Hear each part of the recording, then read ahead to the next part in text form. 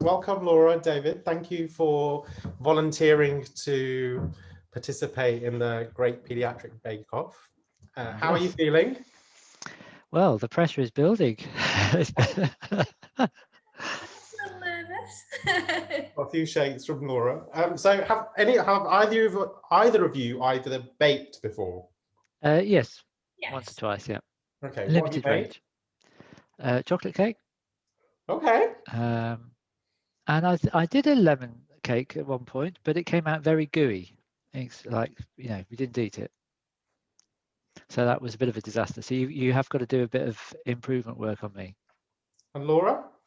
I mean, I put myself in the limited category as well. As Ash knows, I do a mean cornflake cake. Yes. The occasional fairy cake and the occasional flapjack. That's about it. So pushing the boundaries out with the lemon drizzle. Okay, so lemon drizzle is a really easy bake. Essentially, everything just goes in one go nearly. And it was probably the first bake that I ever did as my starter bake. So I thought it would be a good starter bake for you two. So first things first, oven. So if you've got a fan oven, you want it at 160. Oh, so I was right. If you've got a normal oven, then it's 180. So pop your ovens on. I think, Laura, you've already mine's already yours. I've done my kitchen who checklist. We will go through the checklist. So first of all, have you got all the ingredients? So have you got butter? Yep. Check. Yep. Good. And I told you the quantities as well, didn't I? 175. Yep. 175. Excellent. Then have you got 3 beaten eggs, medium? Oh, I've got. Sorry. When you say beaten eggs. You can beat them in a bit. It's fine. Yeah. Okay. Right. Okay. 100 mils of whole milk. Yep. Good. 2 lemon zest grated. 2 lemons and a grater. Okay, so you're going to grate yours. Then we've got self-raising flour. Yep. And that was 250 250. grams. Yeah. Yep. And then 250 grams of caster sugar. Yep. And then baking powder. Yep. Yep. Half a teaspoon we'll need. And then salt, just a pinch of salt. Yep. Okay, good. Fine. So first things, you need to line your loaf tin. So have you both got a loaf tin? Yeah. Knowing my skill set. So we have some cheaters in the audience already. So mine's a little bit big, but it's fine. So have you got some baking paper? No, I've just smeared some stuff around it. Yeah, that's fine. So you can either so Laura, you've already pre-prepped yours, haven't you? So it's a bit like an exercise class where there's the move that everyone can do. There's the advanced move, which is what David's doing, and then there's the beginner move.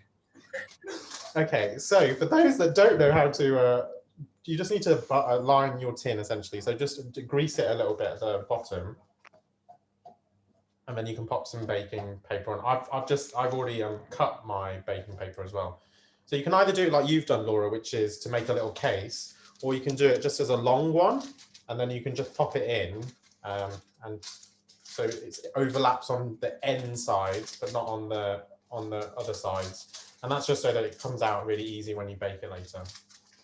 So let's start. So butter first, 175 grams. And have you got a big bowl to put all this in, yeah? Good. So pop it into the bowl.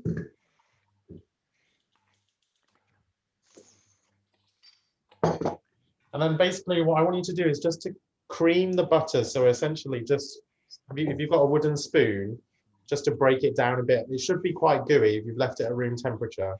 So it makes it easier for you to kind of mix. Yeah, it's pretty gooey.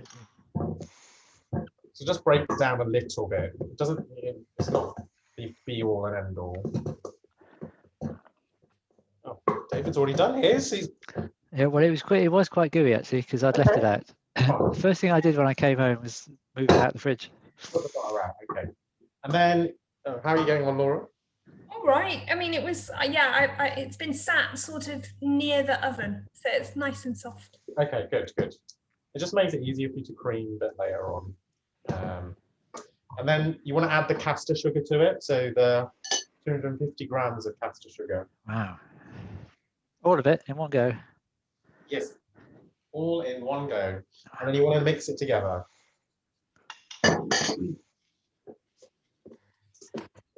So David, are you sad to be finishing at the college? Oh, definitely. Yeah. Yeah. How was your time in office? I think it's, I was chatting to Catherine this morning, who's taking over in about a month's time. And I was trying to reassure her as we went through all the meetings and things. But I did say, you know, on reflection, I think it's probably one of the, well, it's probably the best thing I've done. Oh, So good. I thoroughly recommend it for a variety of reasons, I think. Yeah,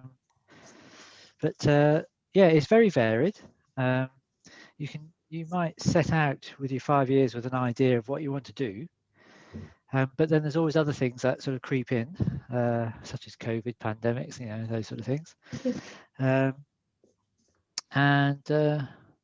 I think you can get involved in other things within the college too. So you might start out thinking, oh yeah, I do all about, you know, education and training.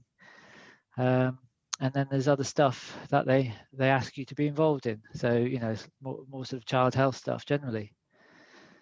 So yeah, it's been very good, very sort of broadens your mind, and yeah, and the staff you work with and the trainees are great. I think everybody's really motivated. Everybody has a sort of child in mind, you know, and I think paediatricians generally always go an extra mile, don't they, for the patients? Well, we like to think so compared to the other specialties, but I think that's reflected in the college staff as well, because they realise we're clinicians, and they seem to have that extra motivation too, which is great. Oh, that sounds really good. It sounds like a really nice place to work as well.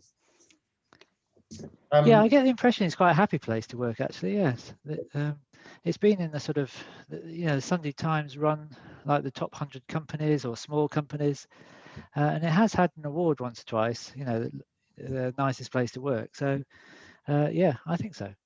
There's definitely a real kind of can-do attitude. That if you go to people and say, I'd like to do this, I'm not sure how, like, no one ever goes, oh no, that'll be too difficult. Everyone always comes back with a, okay, let's see if we can do that or how we can make that happen, which is really lovely. Yeah, and so David, what were your biggest achievements in your time in office? Surviving, not surviving it. I always hate that question. I guess I'm interviewing you. Yes, that's right. I think I went in with the mindset to try and reduce a lot of the sort of some of the regulations and some of the box ticking bits and pieces, to try and make training a bit more flexible.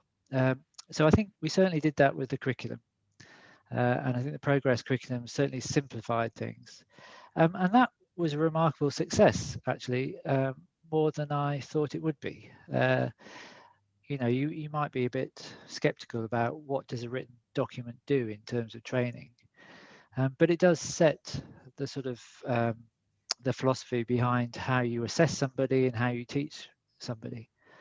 And I think moving away from lots of individual items or, you know, competencies to learn, and talk about what you need to do as a doctor, I think it's really liberating. And I think many of the schools and the educators have really taken that philosophy on board as well. And the trainees were very much at the heart of that, and led the way. Actually, they were part of the success of how it worked so well. And it was just one of those coincidences that somebody, when they branded it, picked it as pink, and then the progress pink color sort of just seemed to go everywhere then. So yeah, so I sort of jumped on part of that branding, and even my iPhone case is progress pink, you see. I think the person in the Apple shop told me it was something like dragon fruit or something, but I think to me it's progress pink, and it always will be. Yeah, so that was the main thing. I think the next part of that is we've done the curriculum, and now it's to sort of reshape the training program, the pathway, and make that more flexible. So that's going to be the next phase that we've started, and obviously Catherine and the team will carry that on, and that's going to come out in 2023. Yeah, so that's the big change that's happening in the college, and I'm sure, Laura, you must know a lot about it. So do you? Because I don't know that all of the differences associated with what we do now, to what's actually people are changing over to. So I don't know if you want to tell us a little bit about it. Absolutely, and David can test if I've got it all right. So, I mean, I suppose the headline change that a lot of people might focus on is the change in the sort of indicative length of time of training from an 8-year training program to a 7-year training program. But that's not what the changes are in entirety. Actually, there's a lot more to sort of the changes coming in. So you hopefully notice me use the word indicative training time. So shape of training is much more about kind of flexibility of training. There's points at which it's, you know, quite flexible to perhaps go out of program, or perhaps, you know, to kind of take capabilities that you might have got somewhere else and kind of sort of use them against sort of your training time in pediatrics. And also progress curriculum will be kind of updated. So we've got, and so the changes are called Progress Plus, and so there's going to be a little bit more of an emphasis on things like learning about mental health in our training, sort of public health involvement, links with primary care. So it's kind of about making training more flexible and more sort of relevant to kind of the sort of training needs that we have for paediatricians of the future. And certainly if anyone wants to find out more, there's a document called The Future Paediatrician, sort of what does really good training look like. I may not have got the title exactly right there. And that kind of contains all the principles that are the bedrock for what the new training program is going to look like. Sounds exciting. And you know, things like mental health are becoming a big issue within our cohort, actually. So having more training on it would be really beneficial. And I think sometimes when you say mental health training, people think, oh, right, then we need to have 6-month attachment to CAMS or 3 months in CAMS. You know, how are we going to manage that? But of course, the problems are on the paediatric wards, aren't there? So what we're trying to do is not do the job of people in CAMS, but to try and treat our patients and address their mental health needs. And therefore, you know, it'll require quite a lot of liaison with CAMS. And you might be either screening or doing some initial sort of therapeutics. But it's at least recognizing that probably at least a quarter, maybe a third of patients on a general pediatric ward have quite significant mental health illnesses such that, or issues that impact upon their physical health. And also, you know, we always think about how you manage patients, and in pediatrics, of course, you manage them within the context of the family. But if part of the family and part of their issues are to do with mental health issues, you can't really manage the physical aspect without addressing some of those, at least. Agreed, totally agree. You can add your eggs and your milk. Now, my eggs were very, very simple. So what do I need to do with them first? Well, so if you put them into a bowl and then just beat them all together, yep, then pop it in. You can put them both in together, and then again, just give it a bit mix. How many eggs? Was it 3? Three. Aha. Yeah, no, I'm looking forward to the new shape of training.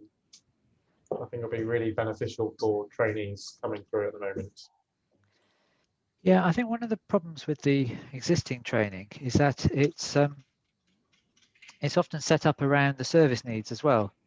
So everybody does neonates, everybody does community, and I think sometimes if you're training people for a consultant career, you don't necessarily need to do all those things during training.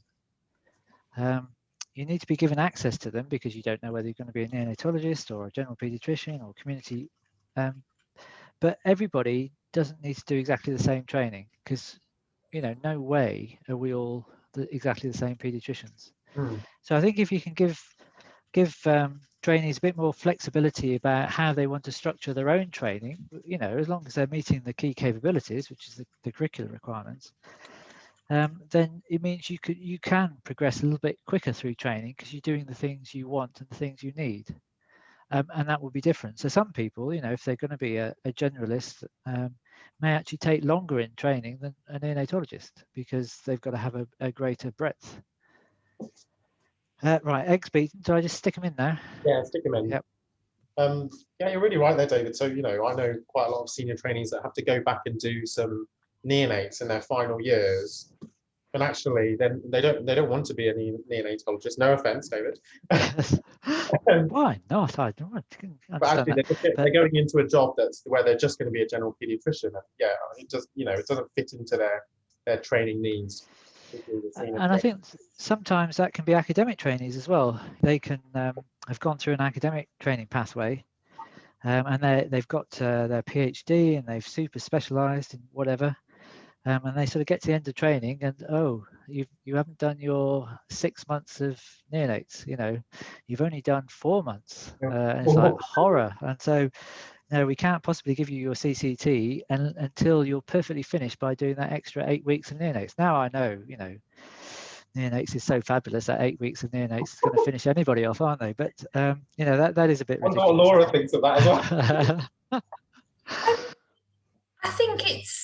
I think David's completely right in that actually it's really important that, you know, paediatric training is a long run through training program, and actually it's really important that, you know, we don't sort of dishearten or disillusion trainees by making them do something that doesn't fit the role that they are planning to do, particularly when they're in the higher parts of their training. And actually it's about making the most, if you're in that training program, making every bit of time in that training program really count, and sort of be sort of valuable. That's not to say that you won't pick up skills. Certainly in September, I'm off to start my grid training in gastroenterology. I'm currently in community paediatrics, but actually I'm gaining an awful lot from community paediatrics that will be really useful when I manage sort of the chronic sort of conditions within gastroenterology, and I'm sort of gaining skills. But equally, you know, there comes a point where actually, if we start nitpicking about, did you do this many days or this many months, that's not what training should be about. I agree, totally. Yeah, I actually really enjoyed community when I did it. I'm not going to be a pediatrician, but I actually really loved it. I think it's often who you're with, isn't it, and the departments. And yeah, I enjoyed it as well. It was a completely different lifestyle, and you know, you went around all these schools and met all these educational psychologists, and you know, it was great. But I think it's as Laura said, I think you need to have an idea of what you're doing, so that when you do the community, you can get out what's going to be valuable to you. I mean, it's a balance, isn't it? I mean, you know, some people will say, well, you know, everybody should do community, or everybody should do neonates. You should be able to, you know, see what happens with a neonate because it's at the start of life, and that's when a lot of the problems start. Or they might say, well, you know, you've got to do community because you've got to see the child. You'd be looking after lots of children with chronic illnesses, and you need to be able to liaise with community services and see how families adapt, how schools adapt. So yes, but the trouble is, of course, is that you've only got a finite time to train. And I think the other thing that people often worry about is that if you don't get all that training, you won't be a good consultant. And I think you actually learn far more after you're a consultant than you do before. And if, you know, they sort of say, oh, if you go through training and you haven't done this, then that'll be terrible as a consultant. And if you take an example like intubating a baby, for example, well, okay, if you're going to be a neonatologist, then you might need to intubate babies. But if you're going to be a community paediatrician, you don't. And having done it once, 5 years before you CCT, doesn't mean you're any good at it. You know, you've got to keep on doing it. And I think skills deteriorate very quickly, and practices deteriorate very quickly because we're not that great at individual practice, although we'd like to think. We function much better in teams. And so I think if you want to drive up standards and drive up services, you need a good service and a good team. And training supplies that, but it doesn't take that away. You know, it doesn't guarantee that. So the trainee comes in and they get into the service and they learn and they develop. They don't arrive fully perfect. In fact, you know, you never get fully perfect, do you? By the time you think you're just about getting perfect, and then on the way towards retirement, you're starting, some of your faculties are deteriorating, so you never attain it. Well, things always change as well, don't they? So you're all constantly learning. Yeah. Laura, you can add your lemon zest. Right.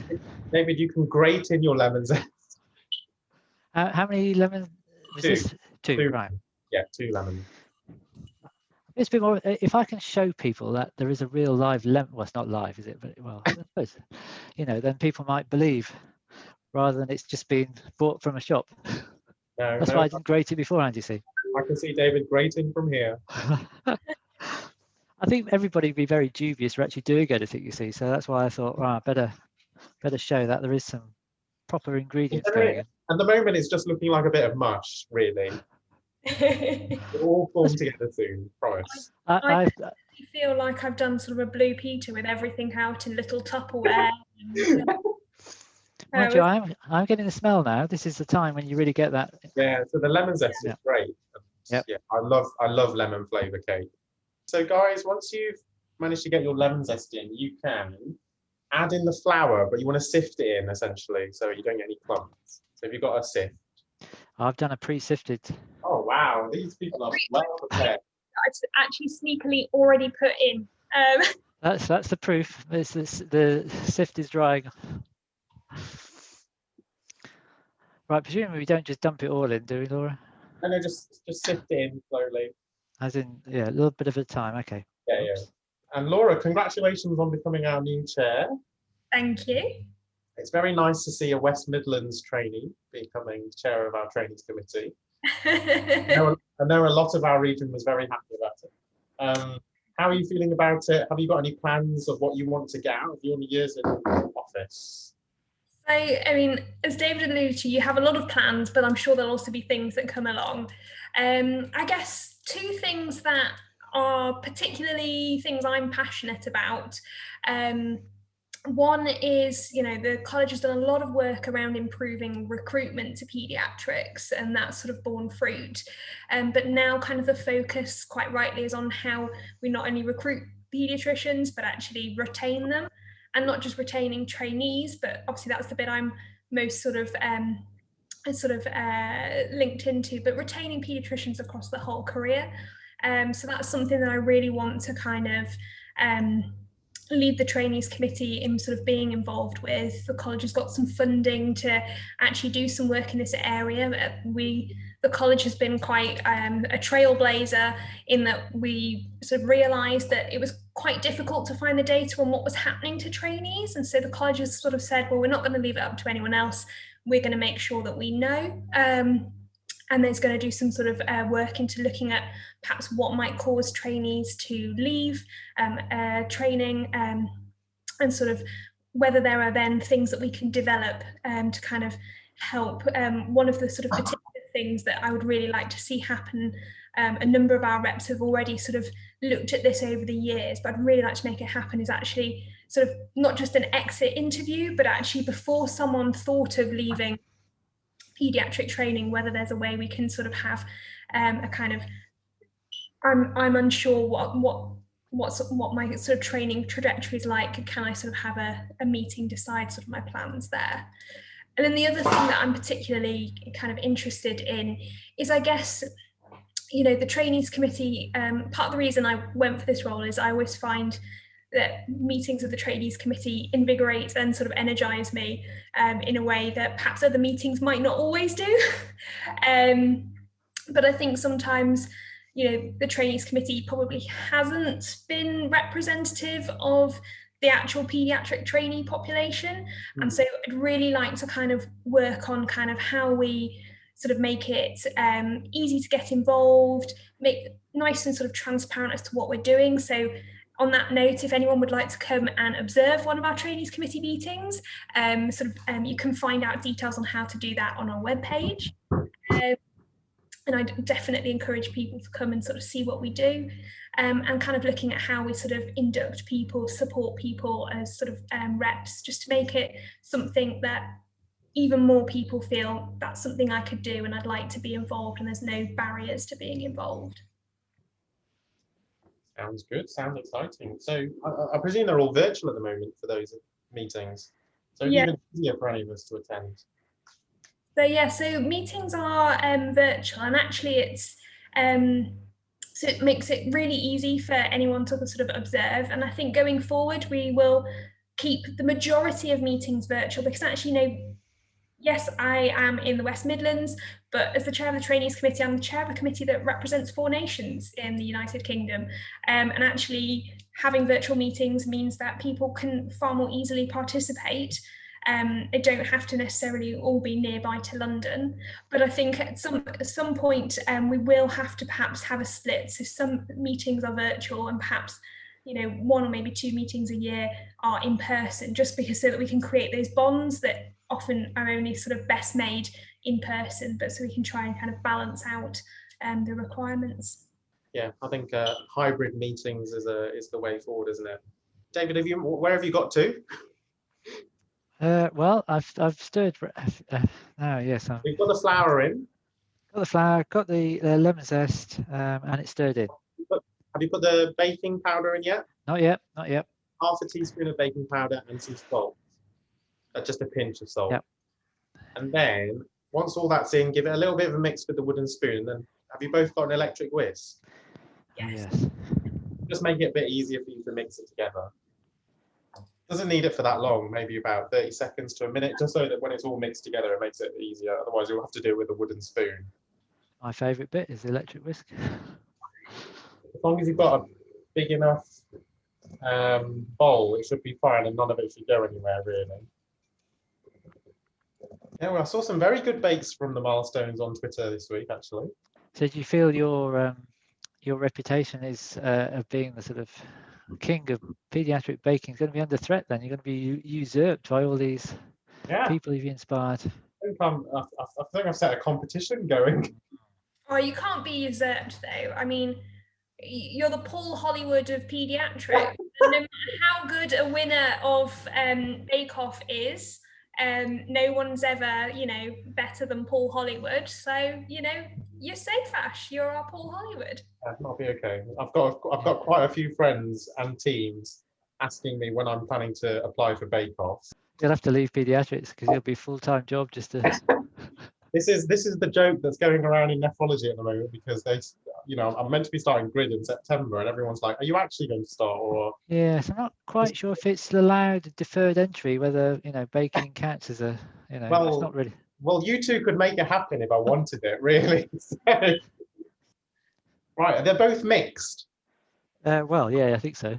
Yep. So does it look nice and smooth, lemony? Yeah, it looks good. Yeah. So Yeah. If it's all mixed together and you've definitely not forgotten any of the ingredients, Well, you can put it into your loaf tin.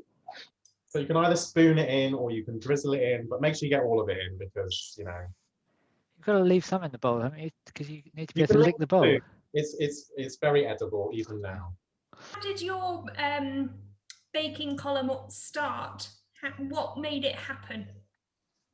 Well, to be fair, Laura, I wasn't a massive baker at the beginning of all my life. I kind of I fell into it almost. So when I did my out of program in simulation, I quite enjoyed baking bits and bobs. So then I made a pact to myself that I would bake for every simulation course that we did as the course lead. So that was about 20 bakes in a year or something ridiculous. And I tried to do different bakes every time. And I had a very critical panel, shall we say. No, very supportive, but also very critical, and were very honest with me in sim wards. And so I used that to improve my bakes. And then I just carried on baking when I came back into training after our program. And then I basically put all my bakes on Twitter, essentially, or everything I bake. And I think Nick Schindler was seeing my bakes on Twitter and kind of wanted the recipes in his life. and basically tagged all these RCPCH people and people that did the Milestones magazine say, oh, can you include this recipe in the issue? And so I got a message from Aisling, and she said, yeah. And then I suggested to them, essentially, I was like, oh, I'm happy to do it as a regular feature if you think it would be worthwhile, because I thought it went really well in their well-being sort of section of the milestones, which is rapidly growing. And I thought it was a nice idea to give something sort of non-medical for trainees to do, and for all paediatricians to do. And hey presto, we're here. So the first recipe was I think biscoff stuffed muffins, which were a huge hit. And then apparently the feedback has been very good, and they asked me to do a celebratory cake for the RCPCH 25th anniversary. So that I made the piñata cake for that, and then yeah, we're progressing on up.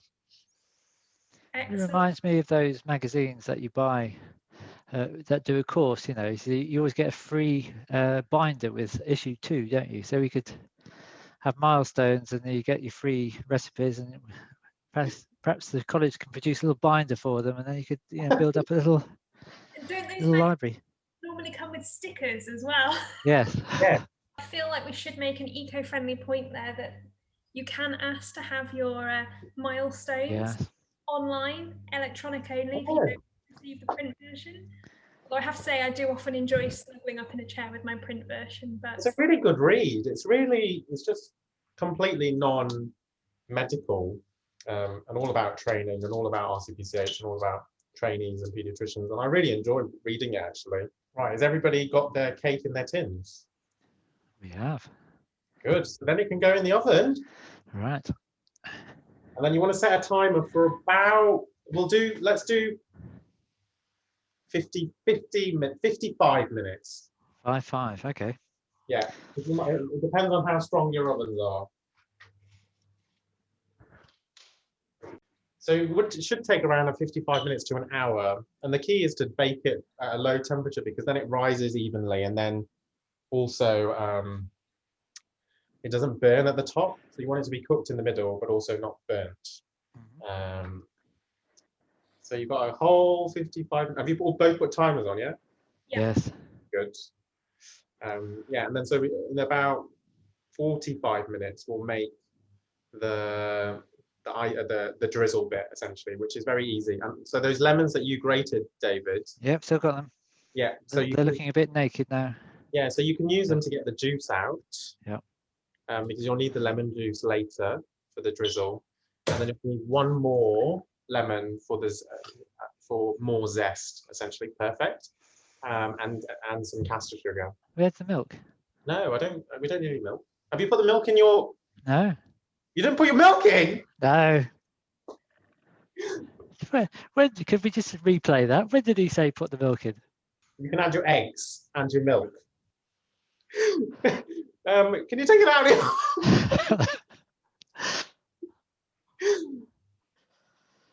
I'm sure there's no milk instruction.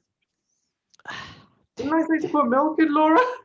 I put milk in when we put the eggs in. Yeah. Oh, I see. Right. It's okay. Just mix it in now. So, what, in the tray? No. Take it out of the tray. Oh God, it's hot. Right. Okay. Right. Oh no. You know when you're a trainee and you do a DOPS and it all goes horribly wrong? Yeah. I'm getting that feeling now. Yeah. Right, okay. It'll be okay. Put it back in the bowl, and then add the milk, and then mix it. It should be fine, because there's only 100 mils of milk, so I'm hoping that it'll be. Yes, I'm sort of just detecting your sort of very patient voice there, Ash. You know, put it back in the bowl, and I'm sure it'll be all right. Yeah. I'm trying to be my inner Paul. Oh, can I use electric whisk again then? Yes, you can do. Oh, okay. Yes. Yeah. Okay. Yeah. You might not need to, because you just need to. Oh yeah, go on then. Oh, that's my favourite bit. I said. Okay, you go for it. David knew we needed a little bit of drama, you know. Yes. It's not a bake off if there is a drama in the bake off. And I'm sure. I thought that milk was going to be for the cup of coffee while we were waiting for the over the oven, you know. Yeah. Oh, you're gonna. Oh, yeah. Okay. You have to. Laura, have you got any plans to improve any well-being for the trainees whilst you're in office? So that's a really interesting question. And I guess in a way, it comes down to, well, what is well-being?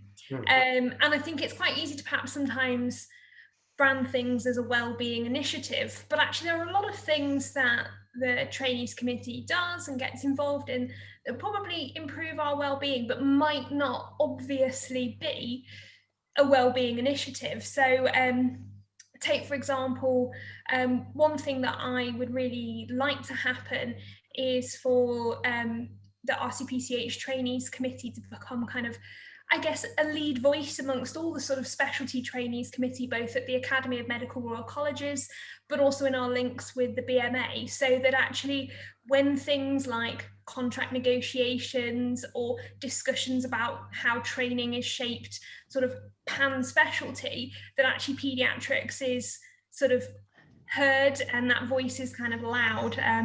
If, for example, this past week, I had a really fruitful discussion with Sarah Hallett, who is the chair of the BMA Junior Doctors Committee. She's also a paediatric trainee, so we're very lucky. My uni as well. And that was really interesting to look at where actually our work kind of overlaps. So we have sort of less than full-time trainee reps, sort of on our trainees committee, and actually sort of looking at work the BMA is doing, and also some work that we're doing as a trainees committee around today, the availability of category 3 less than full-time.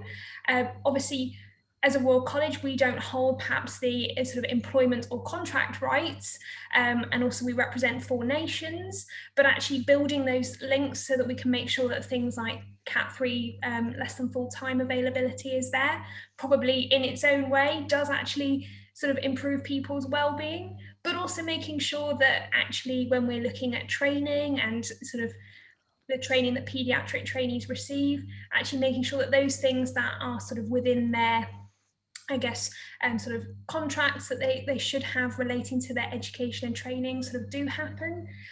So again, kind of I want to sort of look at how we use exception reports in paediatrics in England, but also looking in the devolved nations at what mechanisms we have to kind of make sure that people sort of are working safely and sort of accessing sort of not just doing the work, but actually training as well.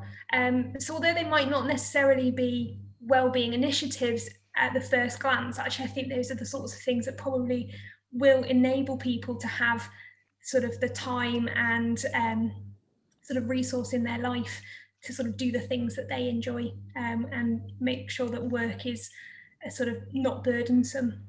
Yeah, so sounds good. I think your responsibility is almost like from a national level, isn't it? Whereas, you know, for me, well-being is more of a local thing within my trust or within our trainees committee for the West Midlands, and trying to improve the well-being of our local trainees. But yeah, your responsibility is a lot higher, and actually those projects sound really, really fruitful, and hopefully very rewarding, because those are the sort of national things that we do need to have support on, you know, the contracts and LTFT and those sort of issues. So yeah, sounds good. David, I saw you licking the bowl. Oh yeah, definitely. Did it taste I'm okay? not sure if the milk actually added anything. I think it tasted better without. I can't believe that 100 mils of. I'm still trying to get over the trauma of that. Otherwise, 100 mils of milk is going to make much difference. There we go. So why renal then, Ash? Why renal? So I kind of fell into it. I just very much enjoyed my job when I did it. I think it's got a good balance between acute and chronic for me. Yeah. There's lots of acute stuff like hypertensive crisis, HUS, you know, bad AKI, a crash landing, CKD. But then also I really enjoy the patient side. I really enjoy the patient story. I really like getting to know the patients, and following in through. And most of them have a good outcome in the end, because they tend to go towards transplant and then hopefully to go to adults post-transplant most of the time. So actually, there's a nice journey of them. They go AKI, CKD, maybe some dialysis, and then a good endpoint. And I just really like getting to know the families. That's the bit I really like. And then for me, I'm also quite pedantic about numbers. Yeah. So it was a close run thing then between neonatology and nephrology. No, but I like specific, similar with baking, you have to be fairly precise. Yeah, you can tell that from me, yeah. So I like that, and then I can fix it, and it's fixable. So you start September? Yeah. Are you staying in West Midlands then? Yeah. Me and Laura will be working together, well, kind of, in the same hospital. Yeah, different departments, same hospital. I'll be starting in Birmingham Children's in September as well. I think there's another grid trainee starting in gastro as well, isn't there, Laura? Am I making that up? There is. I'm not sure their name, but there's someone starting who's ST7, who's in East Midlands for the past year. Cool. So there'll be 2 grid. Somebody's coming across the border into the West Midlands, my goodness. Well, that's the thing about gastroenterology, is we all end up crossing. Yes, that's true. So I'm in a couple of years' time, I will be off to Cardiff for a year in Wales, which will be fun. And that's crossing a real border then, yeah.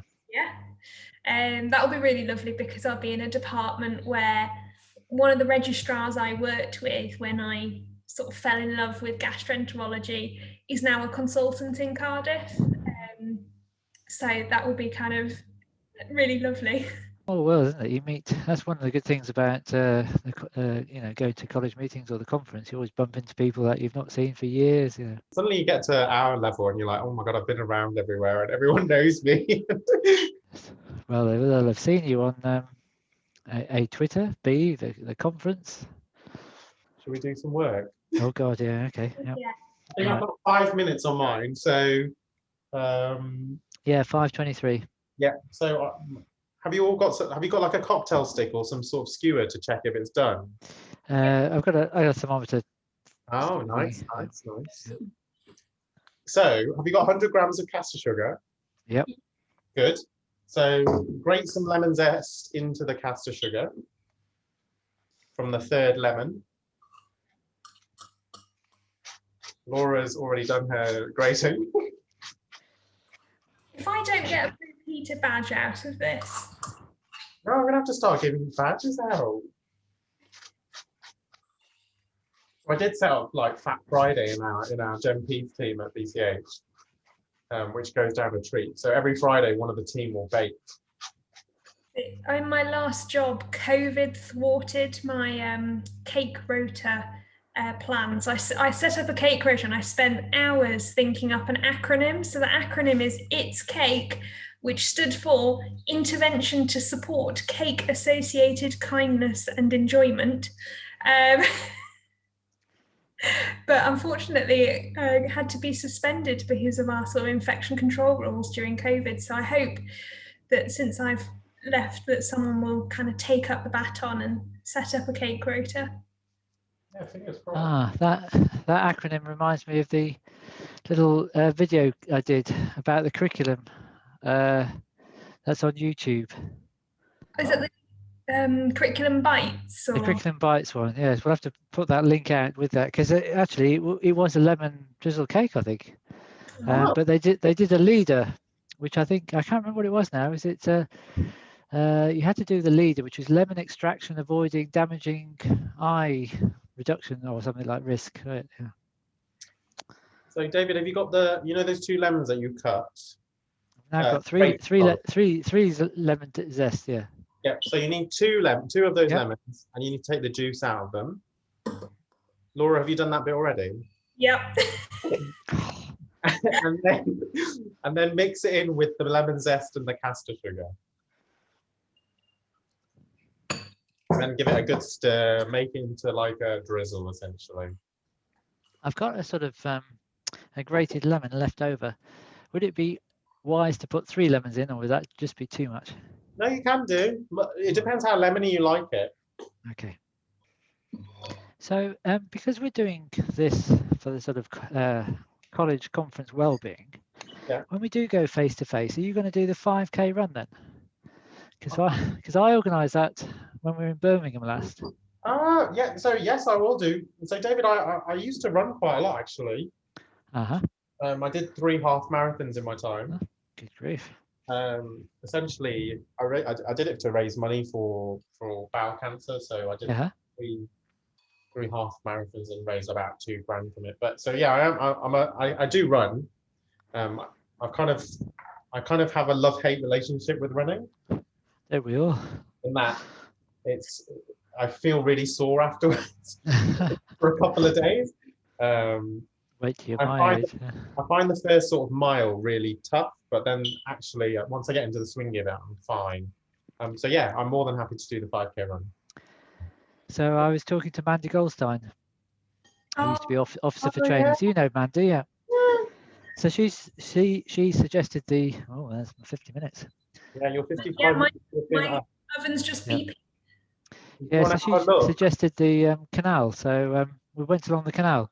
The only trouble was there was about 30 people, and there's quite a few people commute on their bikes. So yeah, fortunately none of them get pushed in, so we're all right. Right, so you want to check that it's done. So make sure when you put your skewer in, if it goes through and it's completely dry, then it's fine.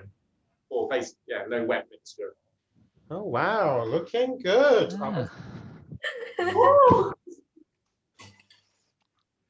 Yours might beat mine. What can I say? It's like you're Yoda. I'm clearly the young Jedi. Other one. Yes.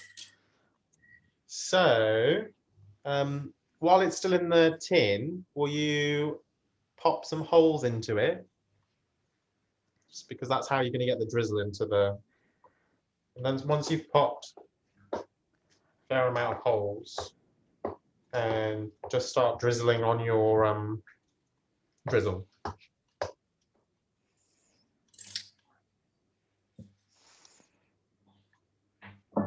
I'm just having to take some evasive measures as I've got some drizzle leakage. What? Where from? Over the side where it's risen up. So just creating a anti-drizzle barrier, aka plate. I suppose everybody's got food waste recycling or disposal. You have your food waste collected by the council? Yes. Yeah. We don't get our food waste. You don't? No, but my other half has an allotment. And so it all goes to the compost for the allotment. So it will be recycled into our lettuces, carrots, and radishes. That's good. I think that RCPCH is looking into climate change as well, isn't it? And how we can. Oh yes, the climate change working group. Yeah, absolutely. Yeah. It's probably the biggest single factor that will affect our the next generation of children's health, really, more than COVID, certainly. Your base look pretty good. Yes, there's still a bit of liquid on the top around the sides, but it's soaked in the.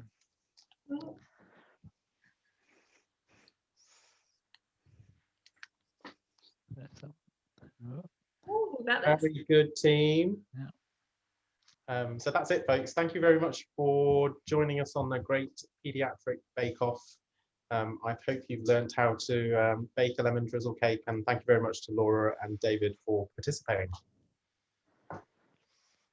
Bye. Bye. This is delicious. Thank you, Ash. What did you think, Anita? What did you think? Looks like heaven. Now, before you start tasting the cake, I have to remind you, you live in the house rent-free and you have free Wi-Fi. So, whatever you say, don't jeopardise that. Okay? In your own time. The big spin, of course. Yes. Yes. What did you expect? Anything else?